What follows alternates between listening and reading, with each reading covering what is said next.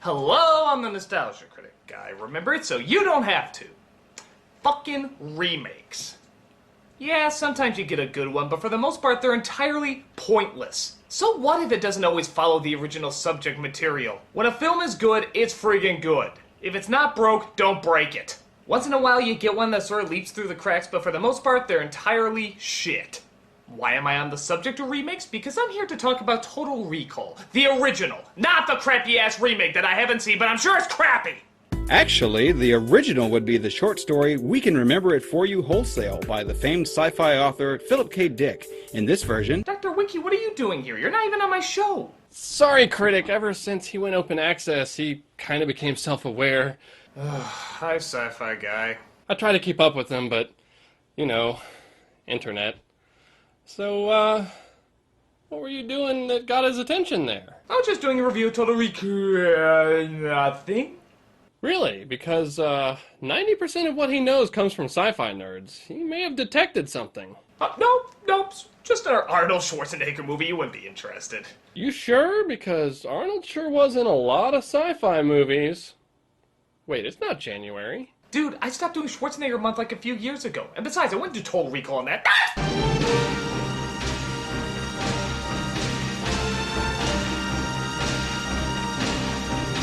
Yes, Total Recall, and before any of you go insane, I'll point out right now I actually do like this movie.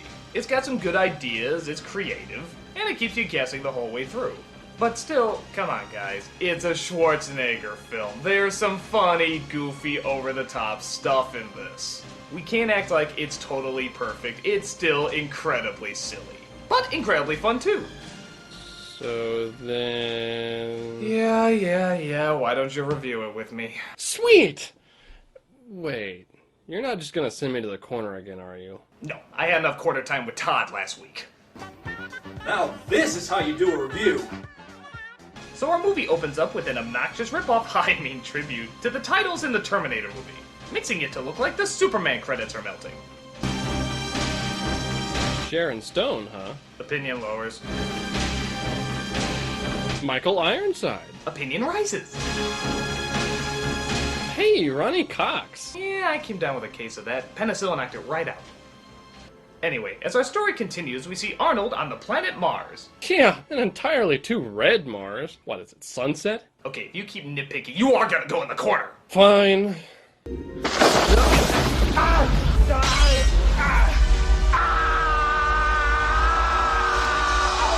That's the look he gave after he found out one of his maids was pregnant. But we quickly learn it was just a dream, and Douglas Quaid's real life is just as boring as everybody else's. Except for the whole being married to Sharon Stone thing, I guess, and being completely ripped. And more violence last night on Mars, where terrorists demanding independence once again halted the extraction of turbinium ore.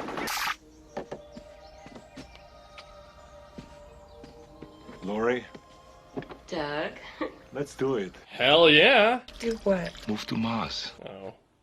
Sweetheart, we've been through this a million times. You'd hate it on Mars. Yeah, so I was watching these terrorist report, and I just thought it would be a great place to raise our children. As it turns out, not everything is hunky-dory in Casa de Arnold. Quaid yearns for more out of life. But his wife is all worried about silly things like terrorists and ridiculously difficult living conditions. After going through one of the coolest security scanners ever, Quaid sees an ad for a memory implantation service that can provide you with the experience of whatever crazy thing you want without actually doing it. So don't let life pass you by. Call Recall for the memory of a lifetime.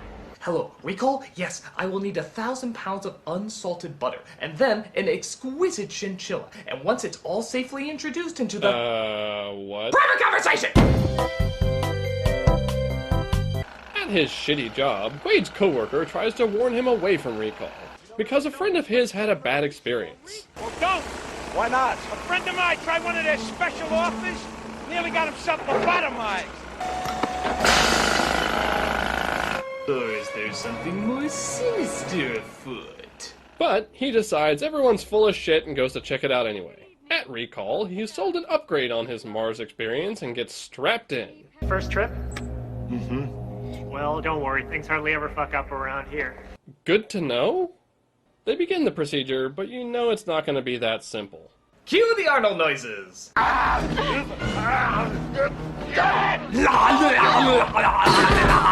blew my cover! Now from here, there's two different ways you can look at this movie. We know he just went in to get implanted with memories, but the procedure gets interrupted. Or does it? Do we go with what the scene is telling you, or is this already part of the simulation? Are you kidding? It's totally real! They just haven't implanted the secret agent protocol yet! But this is after he laid his head back into the implant machine. Technically, everything after that point could be going on in his head. Down the corner! So they decide the best thing to do is wipe his mind and dump him in a cab. I'm sorry. Would you please rephrase the question? Huh? How did I get in this taxi? The door opened. You got in. Played by Robert Picardo. That guy from Star Trek? He was on Voyager. Oh, that would explain why I don't give a shit. On his way inside, he's waylaid by Manny DeVito from work and a group of hired goons. Hired goons? You blamed Quaid! You blamed about Mars! Are you crazy? You should have listened to me, Quaid. I was there to keep you out of trouble. See? I told you it was real. That explains the evil eye he gave him. That could have meant anything. Man, how does he fit into those pants? And then he beats the crap out of all of them. What are you doing? Some men just tried to kill me. Doug, I'm gonna call a doctor. Don't call anybody. Oh. Hello. Hello, Michael Ironside. If I used a video phone, I would answer it like that all the time.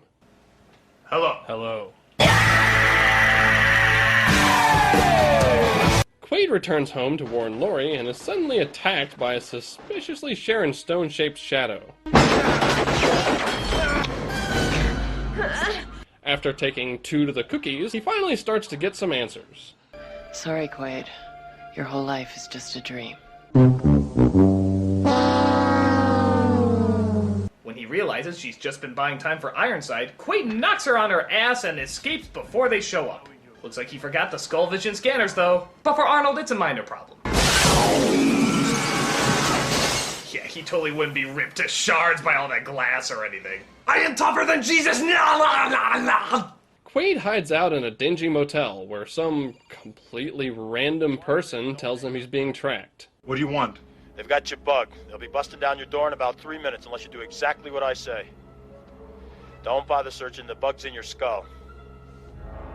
That's right, I forgot I don't have X-ray vision. Who are you? Never mind. Wet a towel and wrap it around your head. That'll muffle the signal. A wet towel? Really? Are you screwing with me? You know it must be true because I was able to say it without laughing my ass off. Oh, okay then. Okay, what next? Get a robe and puff your chest out like your cock of the walk. Oh, and some ready whip. What? Don't give me that look. Your life depends on it. Okay, fine. Good. Now shave your nuts. What? Do it! So the mystery man leaves a case for Quaid and is never seen again. Inside the case, he finds an assortment of supplies, including cash, fake IDs, I don't know what the hell that is, and this cool hologram projector. But wait, there's more! He finds a message from himself on a comically oversized laptop. You are not you. You're me. No shit. Deep, man. First, let's get rid of that bug in your head. Take this thing out of the case and stick it up your nose. Don't worry, it's self-guiding. Just shove real hard. Those are words I never want to hear out of Arnold. I could possibly never get an erection again. Some lines after you hear Arnold say it, you'll just never hear the same way again. Like, put that cookie down. Oh, you haven't heard Get Your Ass to Mars? Get your ass to Mars. Get your ass to Mars. Get your ass to Mars. I hate you. Get your ass to Mars. When you hear the crunch, you're there. Come follow my nose. It always knows. Kellogg's Fruit Loop cereal with natural orange, lemon, and cherry flavors. And when we get to Mars, we're following this random large woman. So how long do you plan to stay on Mars? 2 weeks. Have you brought any fruits or vegetables onto the planet? 2 weeks. Pardon? 2 weeks. 2 weeks. The large woman does her best Arnold impression before revealing it is Arnold. Catch! And also a bomb. Get ready for a surprise. It's one of those classic military-designed exploding large lady head bombs! Buy them now at any army surplus. In the ensuing chaos, the vacuum seal is broken and Quaid escapes. Open the goddamn door! I can't! Open it! They're all connected! Wow, that argument was awkwardly intense. Yeah. Hey, Sci-Fi guy, we have to go to commercial now! No, I don't do mid-roll commercials on my show. You have to pull it! I can't! Why not? They're all connected!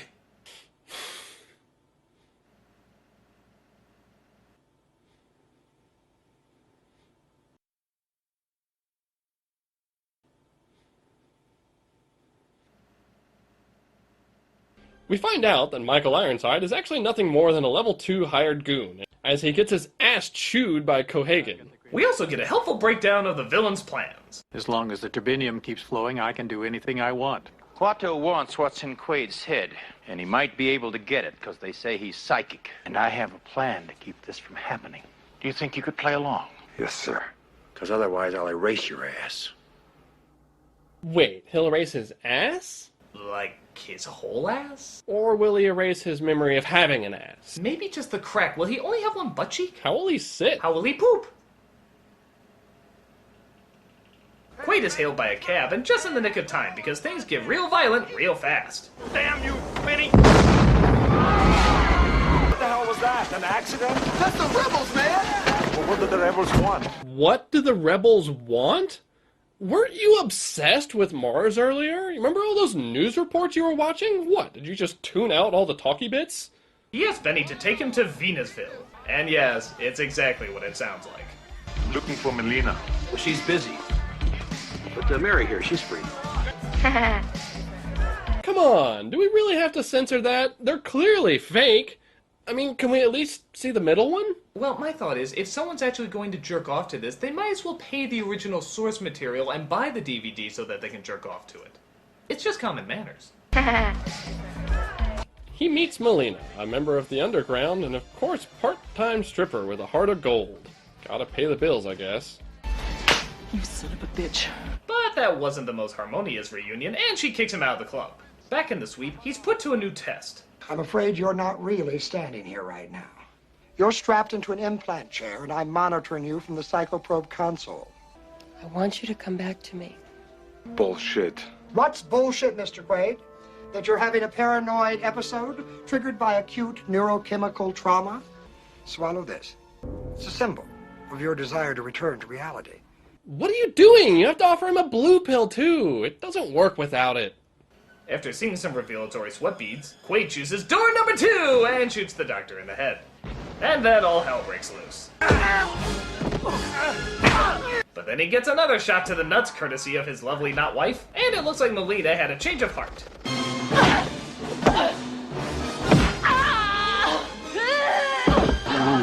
Cat fight. Doug. I think those testicles are demanding revenge. After all, we're married. Consider that a divorce. With Ironside hot on the trail, they go to meet the leader of the rebels. I push you for no reason! Out of the way! They escape into the tunnels behind the bar, while Michael Ironside and the science police start shooting up the place. Science police? Linkara would get it. Where are they? I don't know.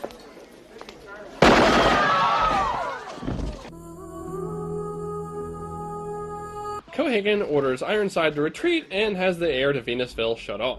Meanwhile, Melina, Benny, and Quaid make it to Quato. What do you want, Mr. Quaid? He was my favorite garbage pail kid. He attempts to read Quaid's mind, but unfortunately the party is busted up by Cohagen's massive underground drills. Get to the airlock! Follow me! Get to the Jabba! Oh wait, wrong movie. La la la la! It looks like they've escaped, but then we find out that Benny's not the fun comic relief character we thought he was. Congratulations, Quaid. You led us right to him. How can you do this? You're a mutant. I got 4 kids to feed. So what happened to number 5? Ah, shit, man. You got me.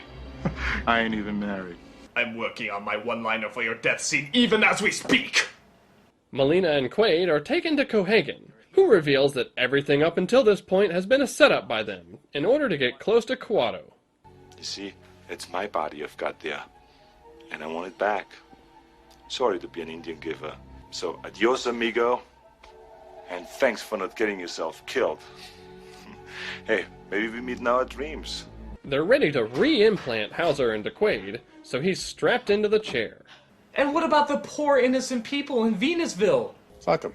Okay.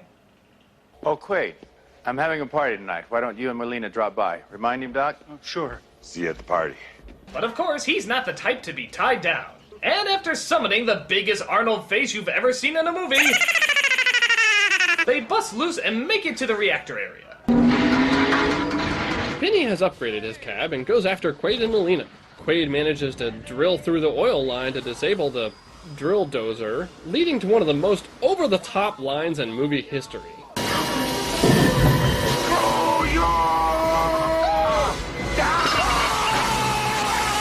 Drill Dozer is an action-adventure platformer game for the Nintendo Game Boy. Shut up! Luckily, in Benny's attempt to murder them, he has led them directly to the reactor room.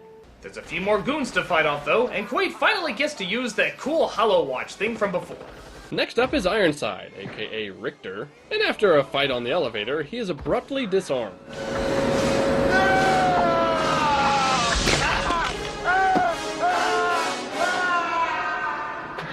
See you at the party, Richter. I'll lend you a hand. We'll have a farewell to arms. It won't be too limiting. Because I took your limbs, haha. But once again, the fun is spoiled, and the firefight ensues, once again disrupturing the room.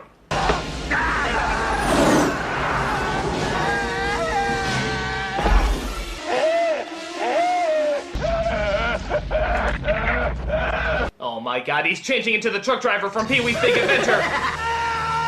Quaid does manage to start the reactor, but shortly afterward, he and Melina are sucked out as well.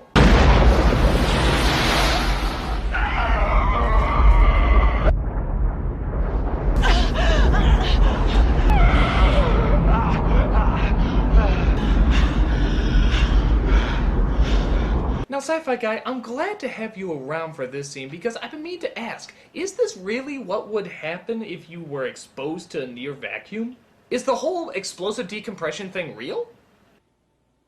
I have no opinion on the effects of the phenomenon referred to as explosive decompression. Really? You got nothing for me? The effects of explosive decompression have never been fully tested on the human body. Oh, okay then. Maybe I'll ask Mars Girl. No. I can tell you one thing, though. Even if the planet suddenly did gain an atmosphere, if that whole eye bulging thing did happen, that doesn't just magically go away. You can with Arnold's face! You shoot me in the eye, I just put it back together! And so Quaid saves the day, gets the smoking hot lady, and lives happily ever after. Just like a real action hero. Lending more evidence to the theory that this is all a dream. Oh look, that's just a fade to white. It's totally real. There's no evidence saying that it isn't. Are you kidding? They were just talking about it being a dream. Plus, the whole blue sky on Mars thing? Yeah, but what about the dirty look Manny DeVito gave him? What about the bead of sweat on the recall guy's face? Why would we see multiple scenes of Quaid absent if it's just supposed to be in his memory? He saves the day, gets the girl, aliens? It's exactly what the used car salesman at Recall promised him. I bet Quaid's construction worker ass is laid out lobotomized at the Recall Center now. Actually, there are multiple ways to view this movie. However, the director's personal view was that it was totally real, and personally believe that Sci-Fi Guy is a complete and total douche face. Are you editing Wiki to win an argument? No. Oh, that's it. I'll have to listen to any more shit from you. Go to the corner! Oh, you can't put me in the corner this time. I'm in my own house, or control center. Ah, but you forget. I'm editing the review. And mute. So that was Total Recall. How does it measure up? Surprisingly pretty well. The story was solid, the early digital effects were well integrated, and by God, the practical effects were amazing. Of course, being an Arnold movie, it still has its goofy points, but overall, it was a lot of fun. It was all the fun of a bad movie without it actually being a bad movie. So I enjoy it big time. And to answer the question, was it a dream or was it real? I don't give a shit. And frankly, neither should you. I just want to screw with that Sci-Fi Guy, which is always a lot of fun. Yes. I'm the Nostalgia Critic guy. Remember it so you don't have to. Okay, we'll split the difference. Here's the nostalgia clip of the day.